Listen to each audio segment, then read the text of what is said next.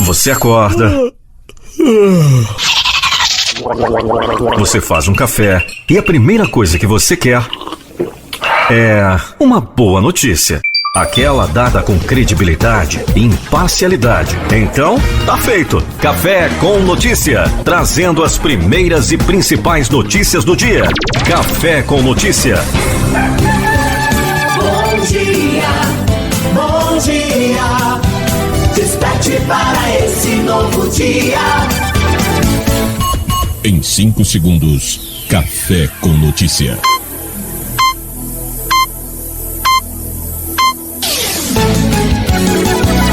As melhores músicas, as principais notícias.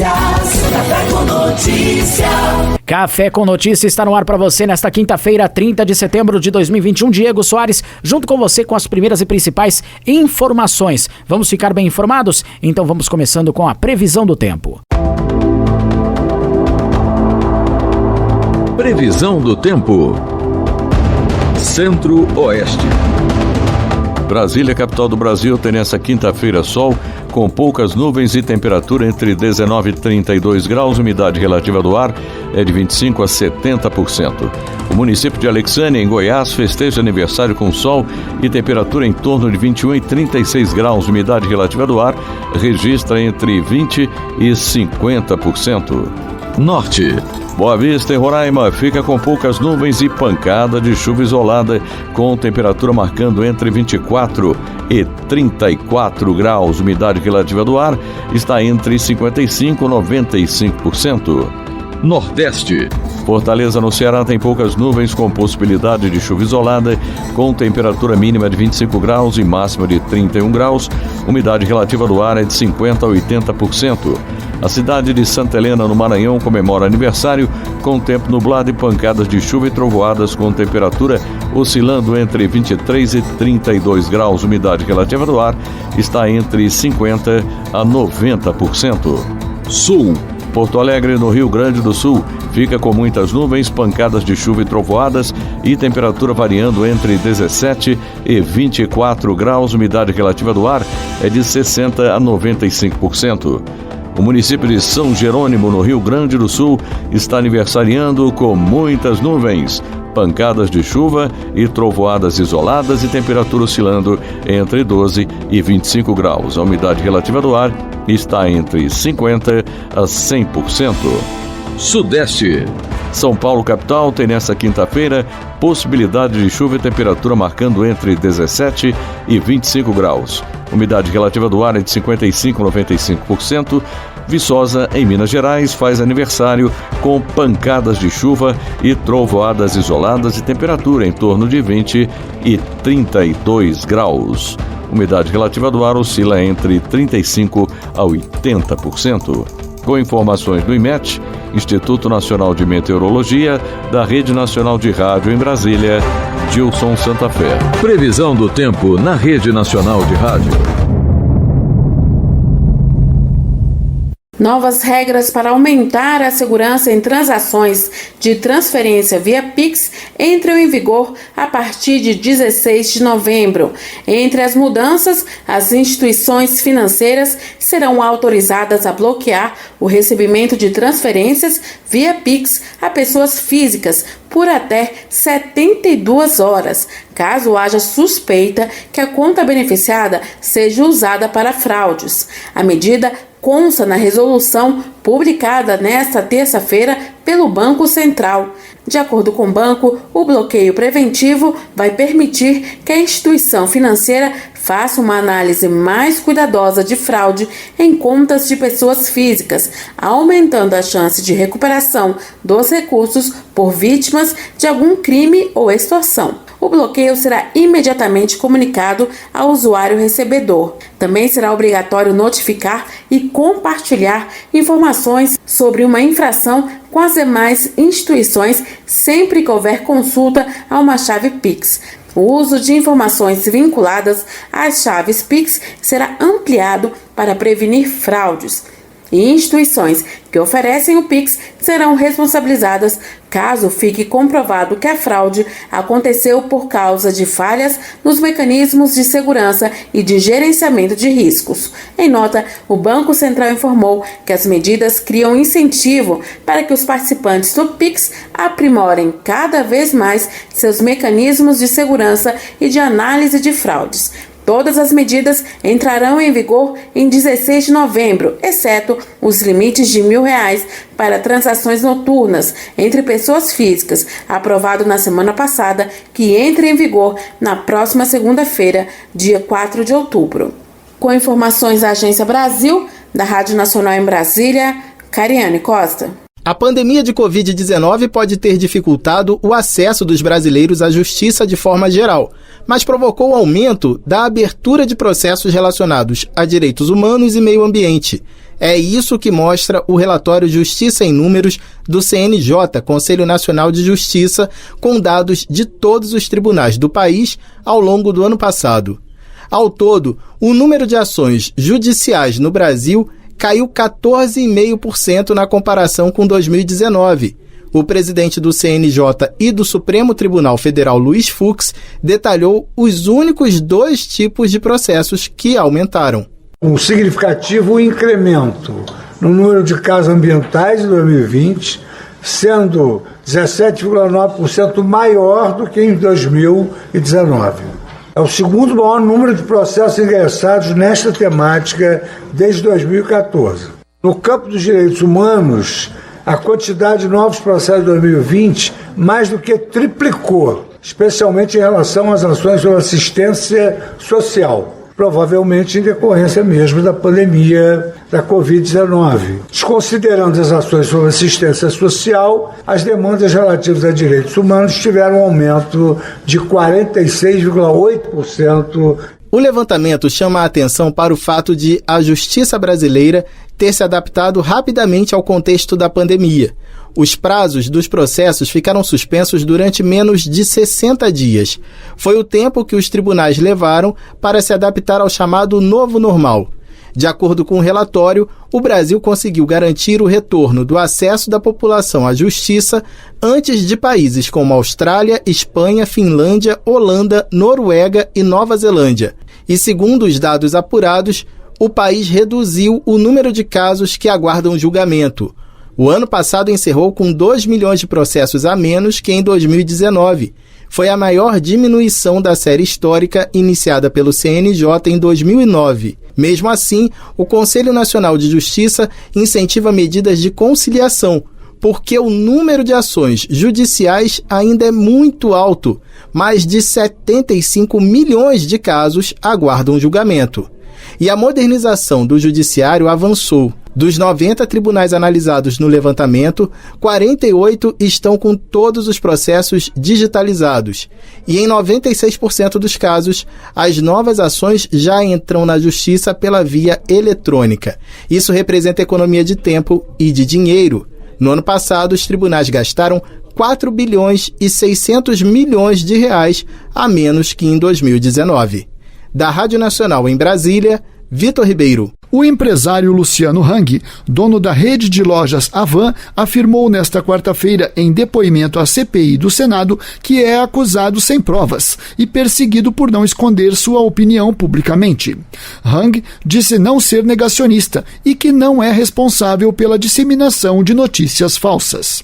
Eu quero afirmar aqui, com a consciência tranquila e com a serenidade de que tem a verdade ao seu lado, que não conheço, não faço e nunca fiz parte de nenhum gabinete paralelo. Nunca financiei nenhum esquema de fake news e não sou negacionista. Luciano Hang iniciou o depoimento ressaltando que não pediu proteção de habeas corpus para depor. Mesmo assim, ele não assinou o termo com o compromisso de dizer a verdade.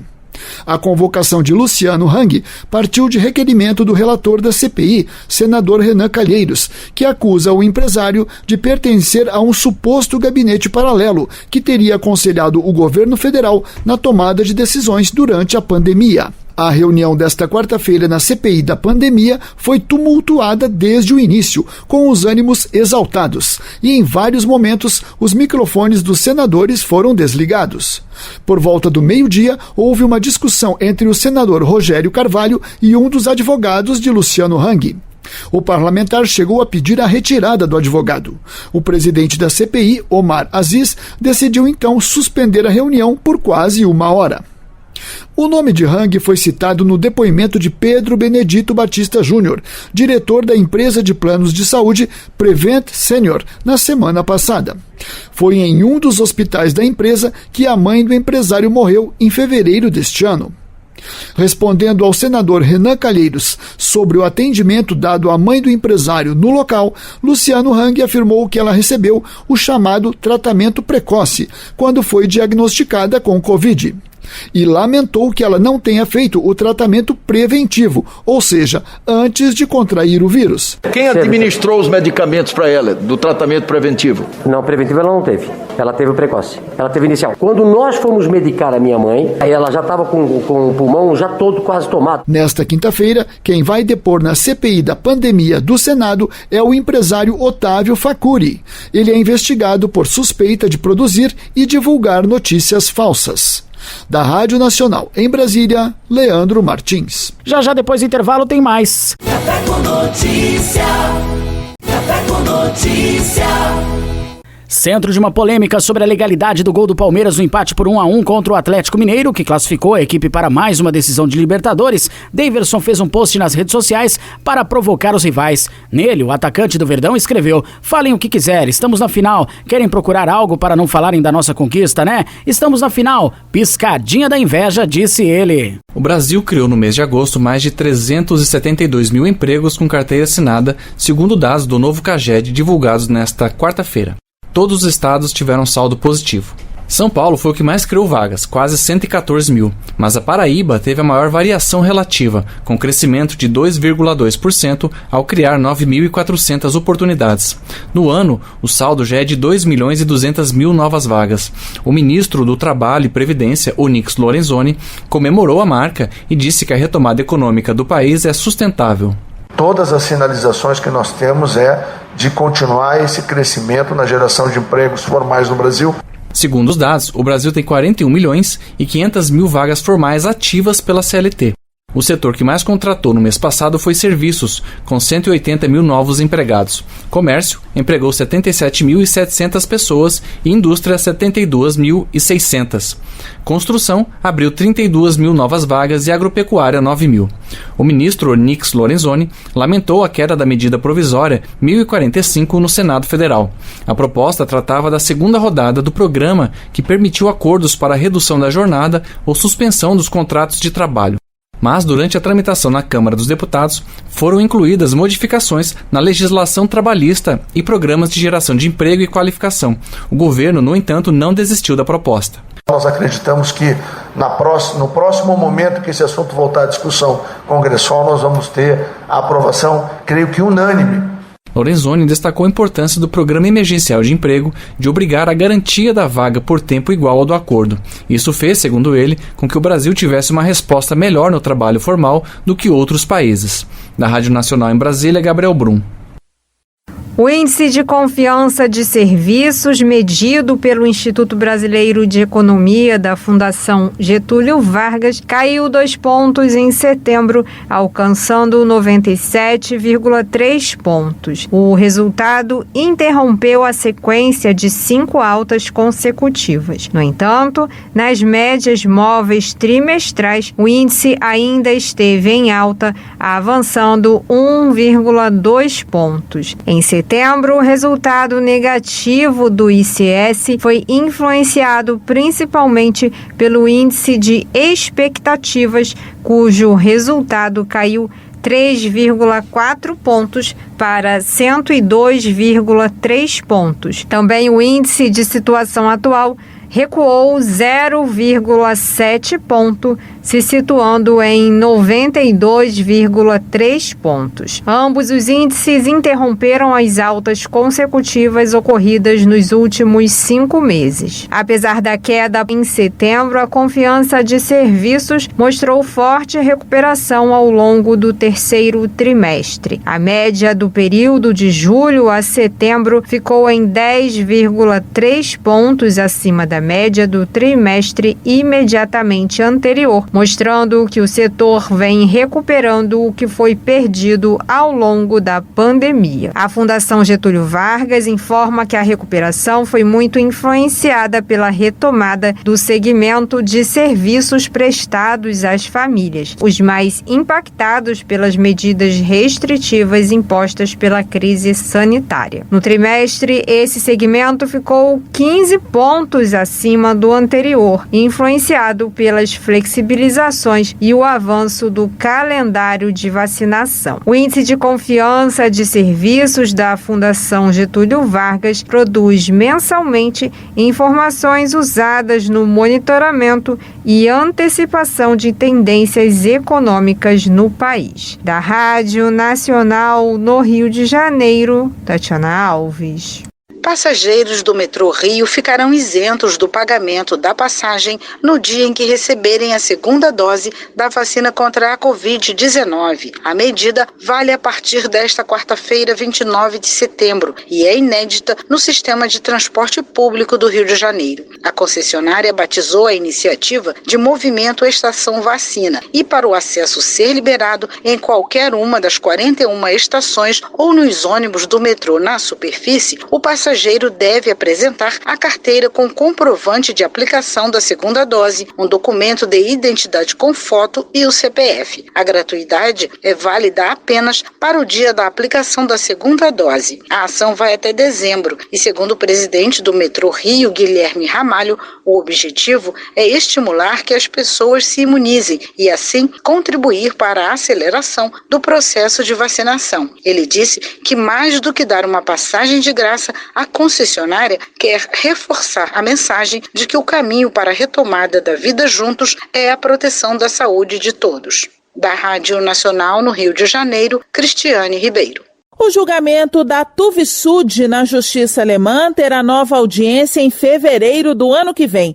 A multinacional foi a responsável pela elaboração do laudo que atestava a segurança da barragem B1 da mina Córrego do Feijão, em Brumadinho, que rompeu no dia 25 de janeiro de 2019, matando 270 pessoas e 2 fetos de mulheres grávidas que morreram na tragédia.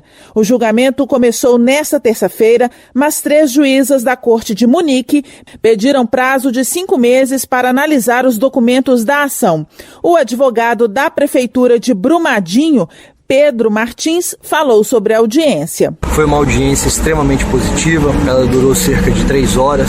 As 3 juízas estavam extremamente preparadas, tinham lido com muita atenção e sabiam dos documentos todos no detalhe, o que fez da audiência ser muito produtiva. Nós exploramos questões tanto de direito quanto dos fatos, fizeram perguntas muito importantes para o pleno entendimento do caso e nós estamos extremamente confiantes de que vamos sair vitoriosos desse caso, vamos conseguir finalmente levar a justiça para as tantas vítimas e também para o município de Brumadinho. Agora as 3 juízas vão se debruçar novamente, não só sobre os documentos, mas também por tudo que nós e os réus disseram nessa audiência, e nós esperamos que elas apresentem uma decisão no começo do ano que vem, começo de 2022. Pode ser uma decisão parcial ou uma decisão definitiva em relação ao que vai acontecer no futuro do caso. Já o prefeito Avimar Barcelos diz que está confiante no resultado do julgamento. Eu estou convicto que será feita justiça.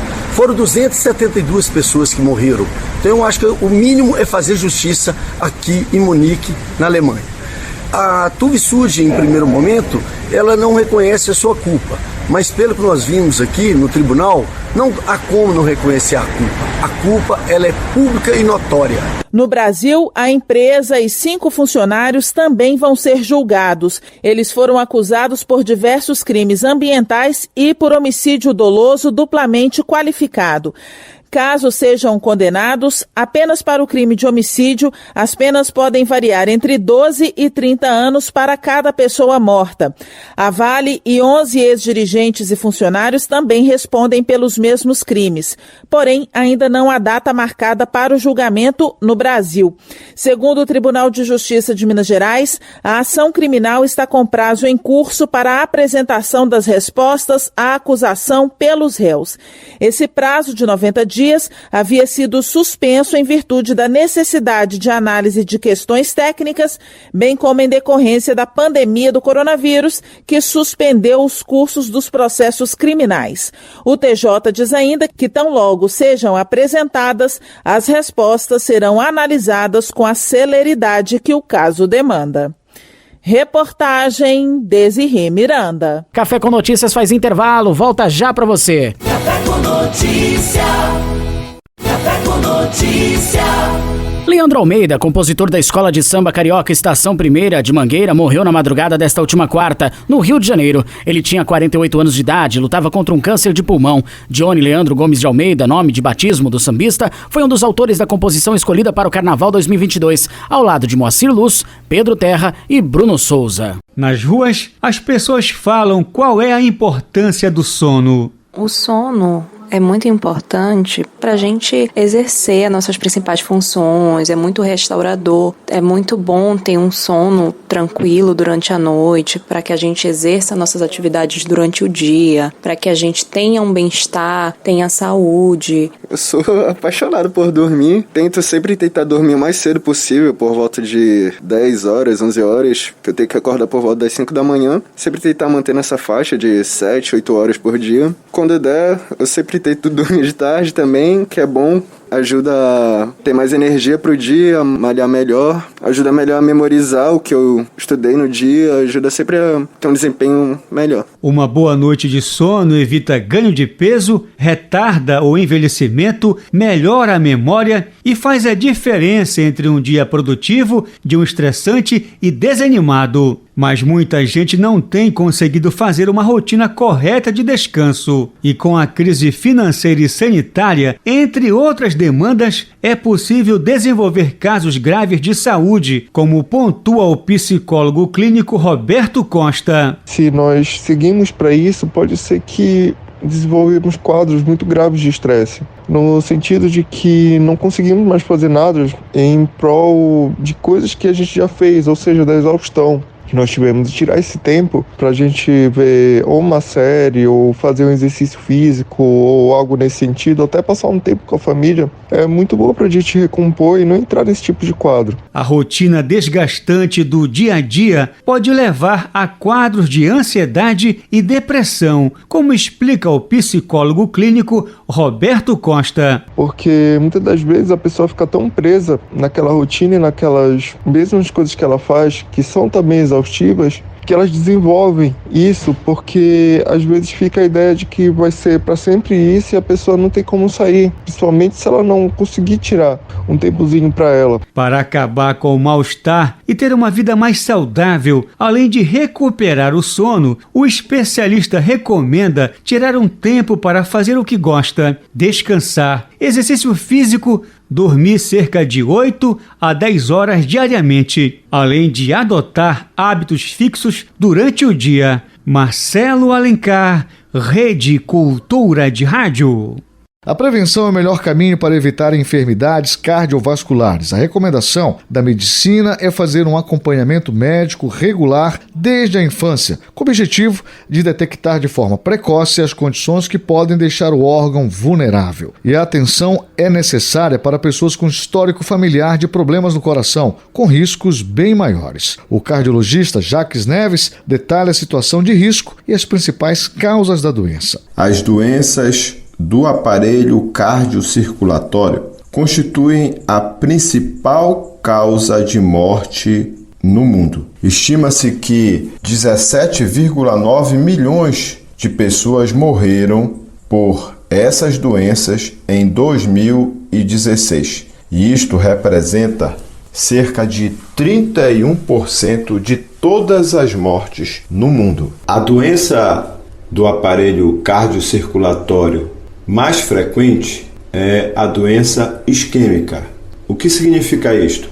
É a doença que entope os vasos. O Dia Mundial do Coração tem como objetivo alertar para o controle dos fatores de risco às doenças cardíacas, como tabagismo, má alimentação e sedentarismo. Ainda segundo especialistas, 80% das mortes prematuras por doenças cardíacas e derrames podem ser evitadas. Quanto mais cedo os cuidados começarem, melhor. As doenças isquêmicas, que afetam as artérias do coração, e o infarte têm ocorrido em idade mais precoce, como comenta o médico Jacques Neves. É possível ter um aparelho cardiocirculatório saudável. Para isso, nós precisamos, antes de mais nada, de hábitos de vida saudável.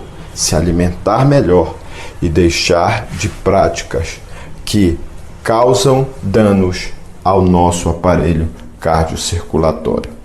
Para aqueles que já possuem algum fator de risco ou algumas doenças como hipertensão, diabetes, é preciso cuidar, tratar muito bem dessas doenças. No Dia Mundial do Coração, cuide do seu e recomende cuidados a quem você ama. Marcos Aleixo, Rede Cultura de Rádio.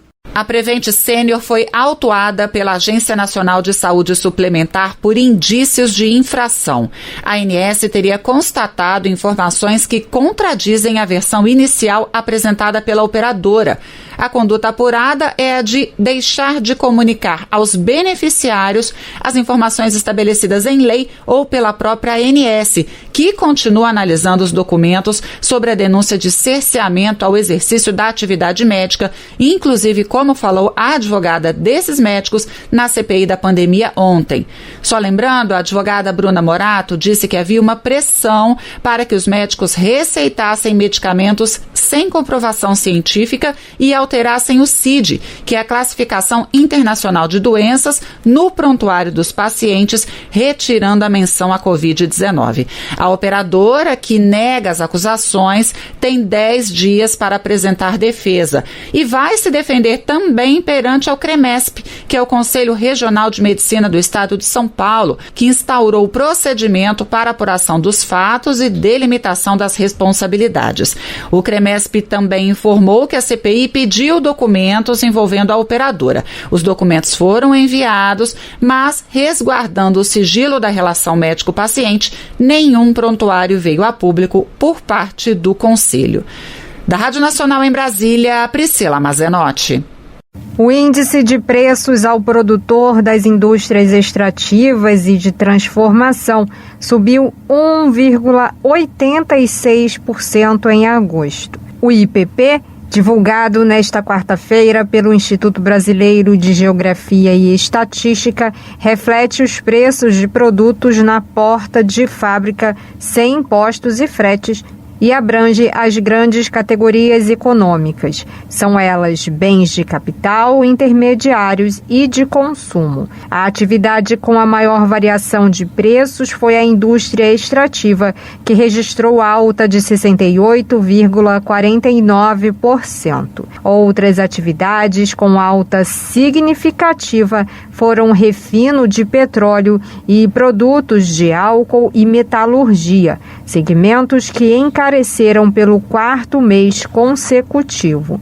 Em um ano, a variação chegou a 56,84%. Em relação a preços, os alimentos variaram em agosto frente a julho 2,19%. O setor exerceu a principal influência tanto em relação ao mês anterior quanto na comparação com o igual período de 2020. Além disso, foi o terceiro maior impacto no acumulado do ano. Ainda sobre o grupo de alimentos, a maior alta de preço mensal acima da média foi a da carne, com variação de 31,42% entre os meses de julho e agosto. Além dele, o setor de fabricação de óleos e gorduras vegetais e animais também se destacou, mas na comparação de 12 meses, com aumento de 34,48% frente a agosto do ano passado. O gerente de índice de preços ao consumidor, Manuel Campos explica os aspectos que influíram na alta desses produtos. A combinação de entre-safra e fatores ligados ao clima, como um inverno mais rigoroso e a seca, pressionaram os preços de alguns produtos. Produtos estes ligados ao setor alimentar, como, por exemplo, o café e o açúcar. Além disso, houve uma queda da captação nas bacias leiteiras e aumento do preço da ração, afetando, por consequência, o preço das carnes. Esses resultados estão ligados principalmente aos preços internacionais e à variação de preços de diversas matérias-primas, sejam elas importadas ou não. Da Rádio Nacional no Rio de Janeiro, Tatiana Alves. O Café com Notícias, intervalo rápido, já tem muito mais. Café com Notícia. Café com Notícia.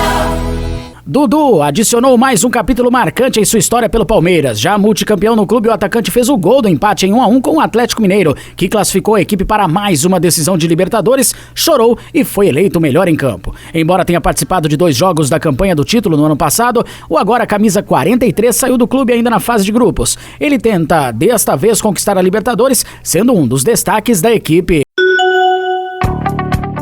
Um ritmo de vida exaustivo que nos consome todos os dias. Telas de aparelhos que nos deixam ligados 24 horas a uma lógica de produção de trabalho e também de desejos que não param de se multiplicar. Não à toa, a jornalista e pesquisadora americana Anne Ellen Patterson cunhou a expressão "não aguento mais, não aguentar mais", título do seu livro sobre a síndrome de burnout. De acordo com ela, o que define a geração dos millennials é essa sensação de esgotamento. Mas como diferenciar outras condições psíquicas do burnout? O professor Iratã Bezerra de Saboia, do curso de Psicologia da UFC em Sobral, é quem explica. O burnout ele tem algumas características específicas, sim, apesar de alguns sintomas se confundirem com algumas outras doenças, né, como o distúrbio de sono, algum grau de ansiedade pode ocorrer também. O burnout ele tem características bem peculiares. Você tem uma exaustão emocional, tá? Ela pode estar caracterizada por uma falta de empatia, né, de conexão com as outras pessoas, uma baixa realização profissional também, a pessoa não consegue mais se identificar com aquilo que ela faz, com a sua atividade laboral. Ela dá aqueles brancos, né, como a gente chama, de trabalho muito prolongados. A pessoa até sabe o que fazer, mas ela não consegue a ação de execução necessariamente. Além disso, o burnout ele é um estágio de prolongamento deste esgotamento. De acordo com o professor, qualquer pessoa está potencialmente suscetível a desenvolver o burnout, problema muito típico de quem trabalha cuidando de outras pessoas, como os profissionais de saúde, por exemplo.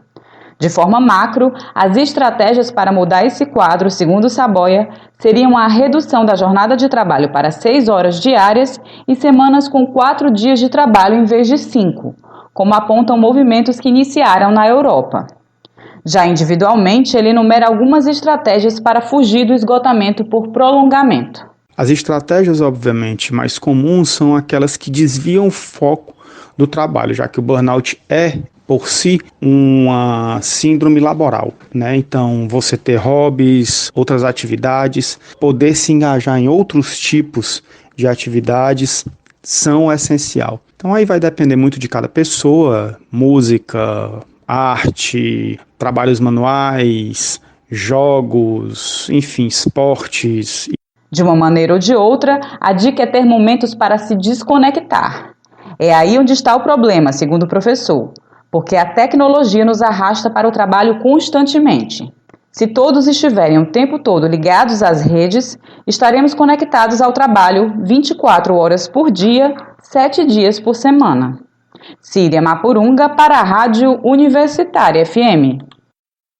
Hugo Calderano conquistou a melhor posição de um brasileiro na história do tênis de mesa desde a criação do ranking mundial da modalidade. A atualização do ranking semanal aconteceu nesta terça-feira e foi realizada pela Federação Internacional de Tênis de Mesa. Hugo Calderano aparece na 5ª posição, algo que nenhum latino-americano conseguiu antes, e poucos atletas das Américas chegaram próximos. A paranaense Aline Rocha conquistou medalha de bronze na Maratona de Berlim no último dia 26. Esta prova compõe o circuito das grandes maratonas internacionais para atletas que competem em cadeira de rodas. Estão no circuito as corridas de Boston, Chicago, Londres, Berlim, Nova York e Tóquio. A brasileira Vanessa Cristina de Souza também participou desta maratona e terminou em 5º lugar. No próximo domingo, 3 de outubro, acontecerá a Maratona de Londres, que também contará com a participação das 2 atletas brasileiras. Ainda no mês de outubro, acontecerão as maratonas de Chicago, dia 10, e a de Boston, dia 11.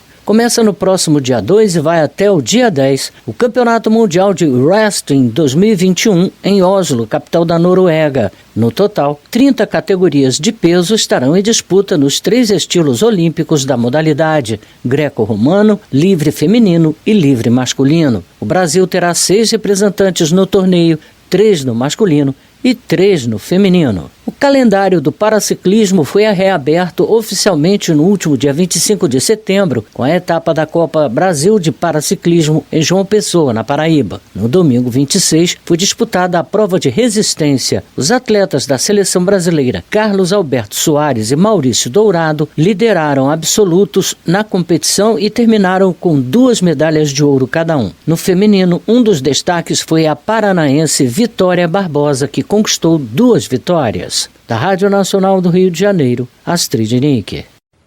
Levantamento do Instituto Mineiro de Agropecuária revela que pomares de laranja em 69 municípios mineiros foram oficialmente atingidos pelo greening, principal praga da fruta. No final da última semana, o Fundecitrus, Fundo de Defesa da Citricultura, fez um alerta e taxou como preocupante o avanço da doença no cinturão citrícola em São Paulo e Minas Gerais, principais produtores do país. Segundo a entidade, já é o 4º ano consecutivo que a região registra aumento na incidência da praga. Atualmente em 22,37%, ela já alcança o maior patamar desde a sua identificação no país em 2004. Segundo Renato Bassanese, pesquisador científico do Fundecitrus, o clima e a falta de rigor por parte do produtor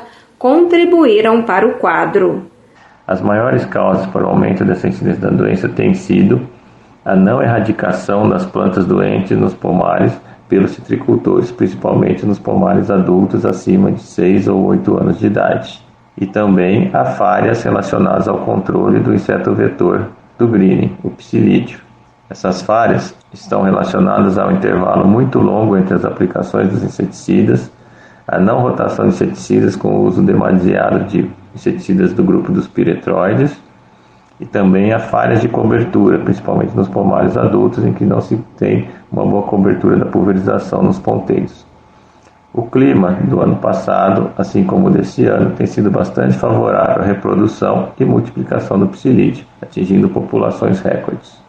Assim como o greening avança, também vão aumentar os danos causados por essa doença, relacionados a aumento da taxa de queda prematura das frutas, diminuição da produção e produtividade dos pomares afetados, menor longevidade econômica desses pomares afetados, piora na qualidade das frutas e maior risco na implementação de novos pomares. Segundo o fiscal agropecuário do IMA, Leonardo do Carmo, a incidência do greening nos pomares mineiros, onde há o registro da doença, subiu de 8% para 12% entre 2017 e o ano passado. O profissional acredita que é preciso haver mais atenção do produtor com o manejo das árvores. O IMA continua realizando os levantamentos fitossanitários em todos os municípios do estado, com o objeto de identificar o quanto antes a presença dessa praga nos municípios que ainda não têm histórico da praga. O trabalho que o IMA vem realizando junto à cadeia produtiva é de estar orientando o máximo possível para que os produtores façam o manejo adequado, principalmente controlando o vetor dessa praga, que é o greening. Ele tem um vetor que é o que faz a contaminação, que leva a doença de uma planta para outra. Então, fazer o controle desse vetor, independente se é pequena ou grande propriedade, é importantíssimo, que aí sim, né, vai ter como abaixar a incidência do aparecimento de sintomas do greening dentro das propriedades, né, e o produtor, querendo ou não, somente a erradicação não vai surgir efeito. Então, eles vão ter a necessidade de conviver com a praga, fazendo manejo da melhor maneira possível, né, para que eles consigam ter uma produtividade alta, né, dentro das suas propriedades. O greening é causado por uma bactéria que pode ser transmitida pelo inseto psilídeo ou pelo uso de borbulhas de plantas doentes que dão origem a mudas contaminadas. O inseto se hospeda em todas as variedades cítricas e também as plantas ornamentais de murta. Reportagem Márcia Bueno. Cientistas mundiais alertam para o consumo insustentável e arriscado da carne de tubarão. Estudos internacionais publicados entre 2020 e 2021 mostram que os brasileiros comem tubarão por cação e esse consumo ameaça a espécie e a própria saúde. O doutor em Ecologia e Biologia Evolutiva Vicente Faria, professor da UFC e pesquisador do Labomar, Instituto de Ciências do Mar, chama a atenção para a preservação das espécies, no plural. Tubarões, raias e quimeras, que são parentes próximos, estão ameaçados de extinção. O professor faz parte da União Internacional para a Conservação da Natureza e destaca dados de uma pesquisa publicada pelo grupo este mês. Mostrando que mais de 30% das 1.199 espécies de tubarões e raias e quimeras do mundo estão sob algum grau de ameaça. O que destaca como ameaça para esse grupo é a sobrepesca, ou seja, uma pesca excessiva, né? Uma pesca além dos limites em que as populações das espécies podem suportar. As mudanças climáticas e a degradação do meio ambiente também são ameaças à vida marinha. São diversos, né, os problemas que os oceanos enfrentam. A poluição, um dos maiores, né, atingindo os mais diversos grupos de organismos animais, mas no caso específico de tubarões, raias e quimeras, dentre todos esses fatores se destaca a pesca excessiva ou sobrepesca. Na costa cearense habitam pouco mais de 60 espécies de tubarões, raias e quimeras, quer dizer, habitavam. Parte delas agora são encontradas apenas em registros, completa o pesquisador da UFC. São apenas registros históricos. Já não ocorrem mais, não só aqui como em outros pontos, né, da nossa costa. Elas declinaram já há décadas atrás e já desapareceram, né? Um exemplo é o peixe-serra, mas a gente consegue ver sinais, né, de que outras espécies possam estar indo pelo mesmo caminho. Além do consumo insustentável, existem os riscos para a saúde humana. Ao longo da cadeia alimentar, tubarões e raias acumulam metais pesados, a exemplo do mercúrio, explica Vicente Faria. Trazendo isso um pouco para o contexto aqui do nosso estado, né, a gente já tem evidências, né, obtidas por pesquisadores, né, no Labomar, de valores de mercúrio em raias, que é um animal muito consumido, né, tendo já valores mais altos do que o permitido para mercúrio. Os cientistas defendem o manejo da pesca e a proteção de áreas marinhas. Ana Meire Cavalcante para a Rádio Universitária FM. Café com Notícias desta edição de quinta-feira fica por aqui. Agradecendo o carinho da sintonia e audiência. Amanhã estaremos juntos novamente. Um forte abraço, fiquem bem, boa quinta e até amanhã. Café com Notícia.